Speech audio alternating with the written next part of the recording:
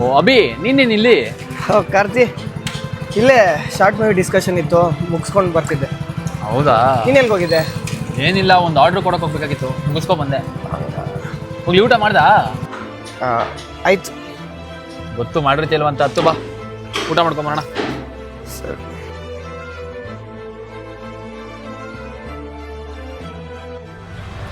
ಅಭಿ, ನಿಂಗೊಂದು ಮಾತು ಹೇಳ್ತೀನಿ.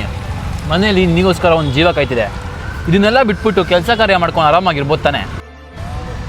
ಮತ್ತು ಇನ್ನೇನೋ ಮಾಡಲಿ, ನಿನ್ನ ಥರ 20,000 ರೂಪಾಯಿಗೆ ಜೀವನ ಪೂರ್ತಿ ದುಡಿಯೋಕ್ಕೆ ನನಗೆ ಇಷ್ಟ ಇಲ್ಲ. ಅಪ್ಪ, ನಾನು ಹೇಳಿದ್ದು ಹಂಗಲ್ಲ. ಕೆಲಸನೂ ಮಾಡಿಕೊಂಡು ಆ್ಯಕ್ಟಿಂಗು ಮಾಡ್ಕೊಂಡು ಆರಾಮಾಗಿರ್ಬೋದು ತಾನೆ?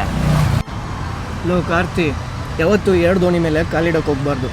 ಒಂದು ದೋಣಿ ಮೇಲೆ ಕಾಲಿಟ್ಟಿದ್ದೀವಿ ಅಂದರೆ ಅದನ್ನೇ ದಡ ತಲ್ಸೋಕ್ಕೆ ಪ್ರಯತ್ನ ಪಡಬೇಕು. ಲೋ, ನಾನು ಆಪ್ಷನ್ ಇಟ್ಕೊಳ್ಳಲ್ಲ.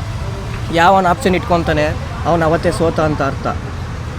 ನನಗೆ ನನ್ನ ಮೇಲೆ ನಂಬಿಕೆ ಇದೆ. ಒಂದಲ್ಲ ಒಂದು ದಿವಸ ನನಗೂ ಚಾನ್ಸ್ ಸಿಗುತ್ತೆ. ಲೇಟ್ ಆಗ್ಬೋದು, ಅಲ್ಲಿ ಗಂಟ ಕಾಯ್ತೀನಿ.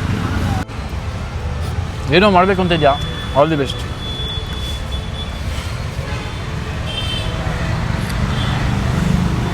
ಹಲೋ, ಸರಿ ಇರು, ಬಂದೆ. ಲೋ ಕಾರ್ತಿ, ಹಾಂ, 100 ರೂಪಾಯಿ ಇದ್ರೆ ಕೊಡು. ಯಾಕೋ? ಕೊಡೋ 100 ರೂಪಾಯಿ ಇದ್ರೆ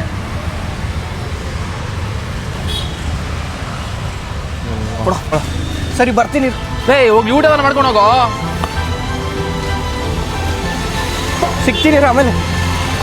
ಹುಷಾರಲ್ಲೇ.